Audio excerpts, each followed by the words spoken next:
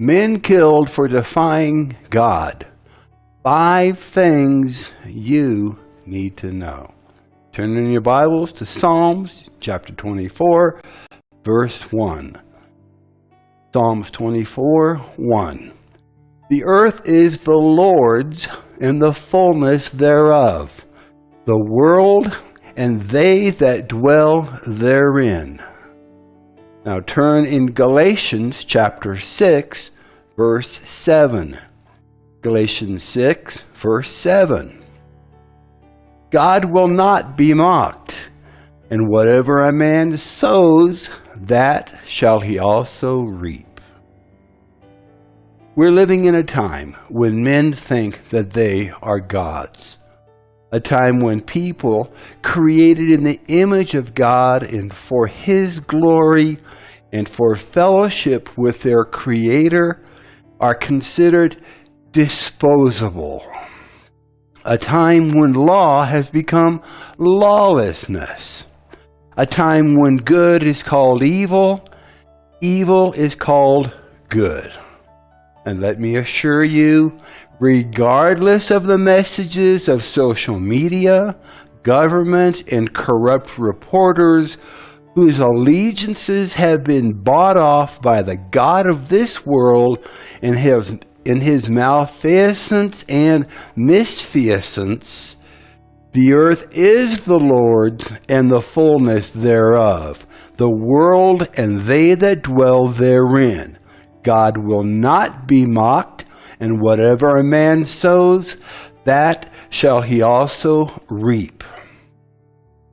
We are living in a time where our public officials are guilty of misconduct and wrongdoing, but there seems to be no consequences or penalties for their crimes.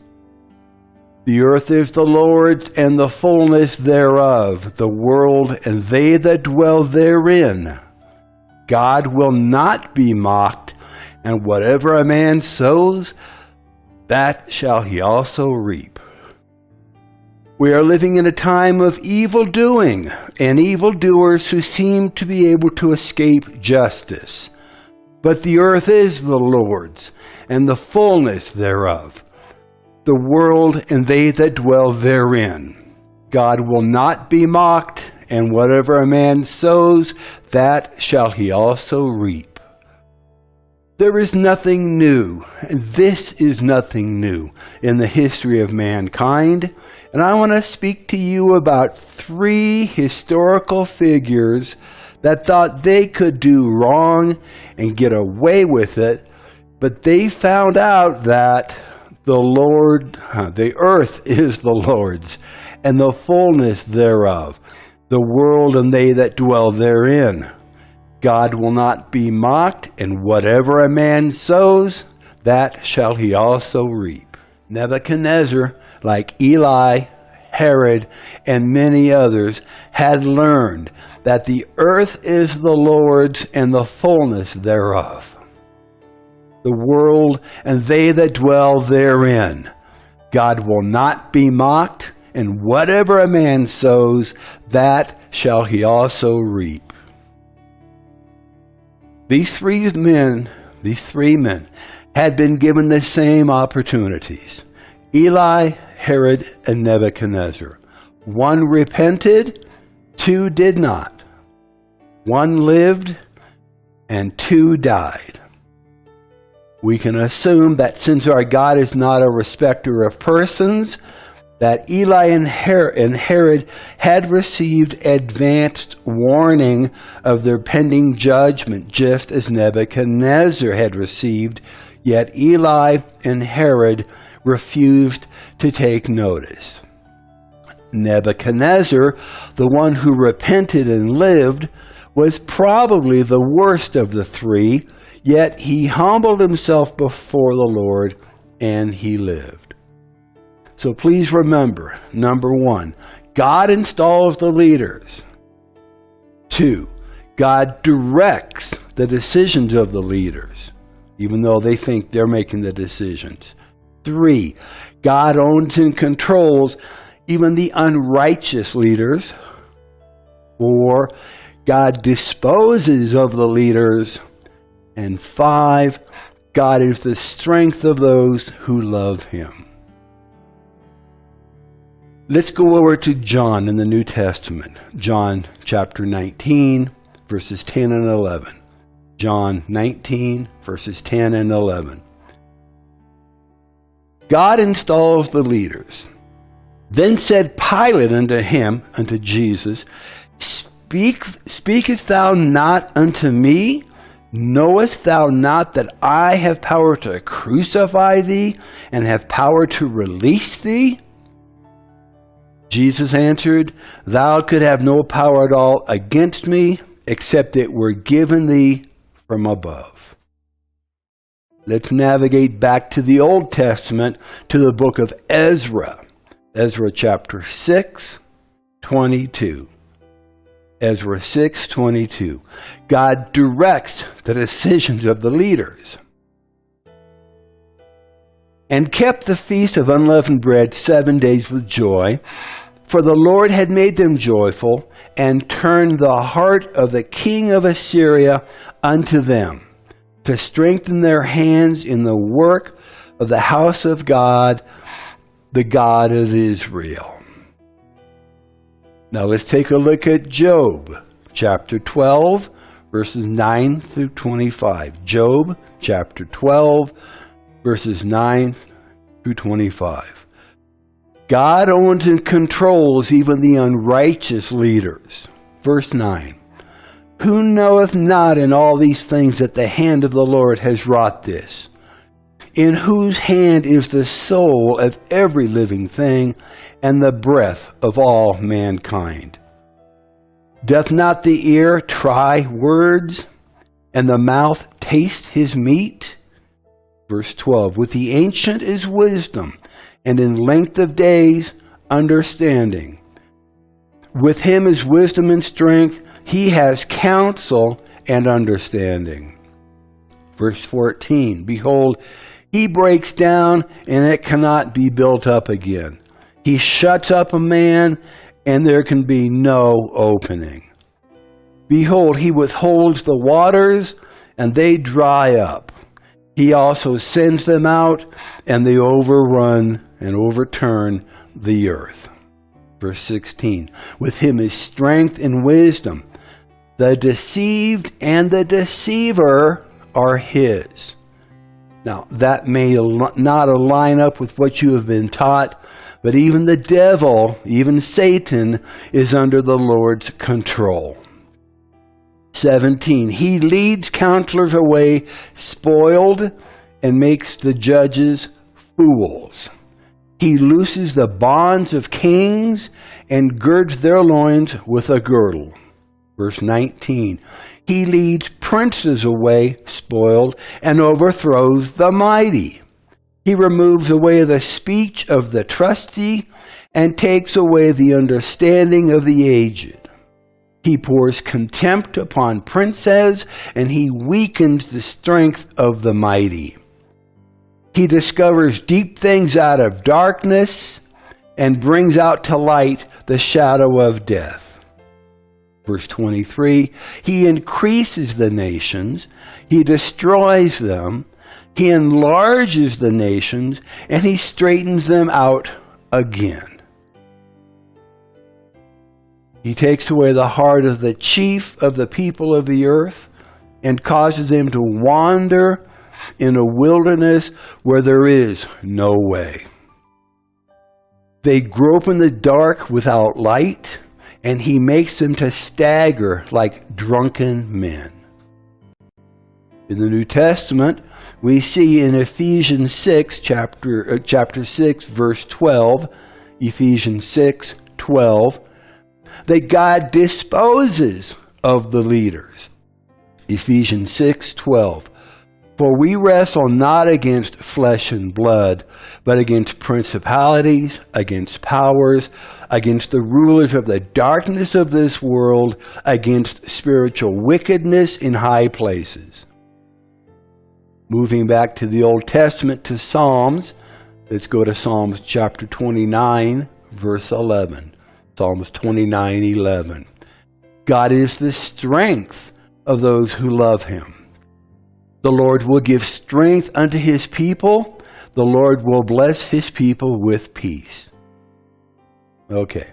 Jot down these scriptures as we're going to move through them rather quickly.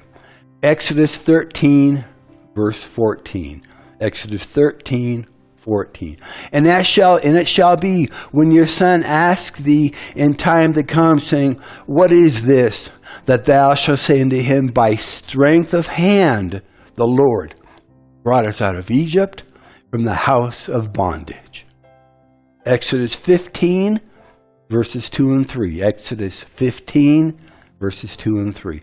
The Lord is my strength and song, and he is become my salvation. He is my God, and I will prepare him a habitation. My father's God, and I will exalt him. The Lord is a man of war. The Lord is his name. 2 Samuel 22. 2 Samuel chapter 22, verses 32 and 33. For who is God, save the Lord? And who is a rock, save our God? God is my strength and power, and he makes my way perfect. 1 Chronicles chapter 16:11. 1 Chronicles 16:11. Seek the Lord and his strength. Seek his face continually. 1 Chronicles 16:25. 1 Chronicles 16:25. Glory and honor are in his presence. Strength and gladness are in his place. Nehemiah chapter 8, verse 10. Nehemiah 8:10. For the joy of the Lord is your strength.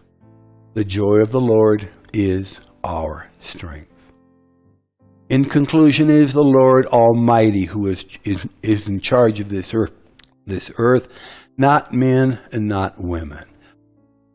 God gives us the responsibility and the privilege of maintaining law and order over his creation, but it is God who is still the creator and is still the owner of our world.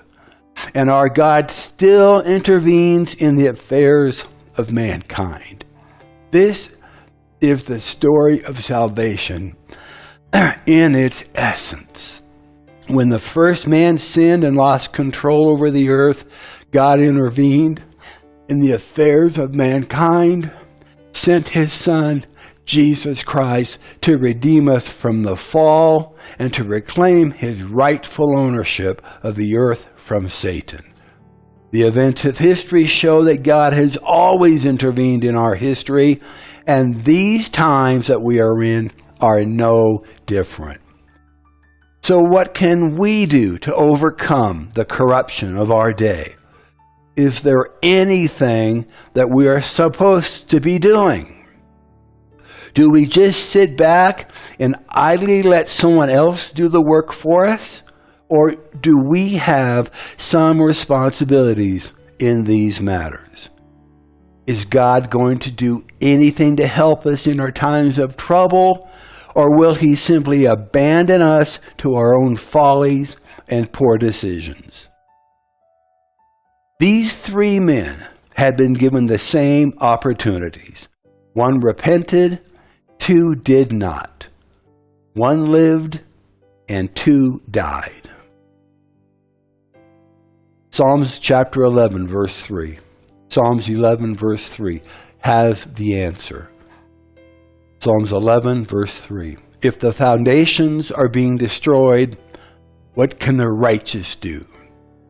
Or you might say, if the foundations are being destroyed, what is the righteous one doing? What is God doing? Another way of looking at this is the foundations of law and order have collapsed. What can the righteous do? Or the foundations of law and order have collapsed. What is the righteous one doing?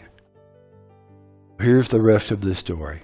Psalms 11, verses 4 to 7. Psalms 11, 4 to 7. But the Lord is still in his holy temple. The Lord still rules from heaven. He watches everyone closely, examining every person on earth. The Lord examines both the righteous and the wicked. He hates those who love violence. He will rain down blazing coals and burning sulfur on the wicked, punishing them with scorching winds. Verse 7, for the righteous Lord loves justice. The righteous Lord loves justice. The virtuous will see his face. The earth is the Lord's and the fullness thereof, the world and they that dwell therein. God will not be mocked, and whatever a man sows, that shall he also reap.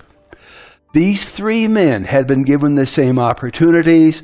One repented, two did not, one lived, and two died. We're going to be starting a revival campaign very soon. It is called Declaring War in the Heavenlies and Victory in the Land. You will be discovering some foundational truths for the church and for believers today that will help you understand what you can do and what the Lord expects you to be doing in these times. Follow us on Facebook, YouTube, and Instagram for more details. And until next time, may the Lord richly bless you, prosper you, and keep you safe as you follow hard after Him. And we'll see you next time. God bless you.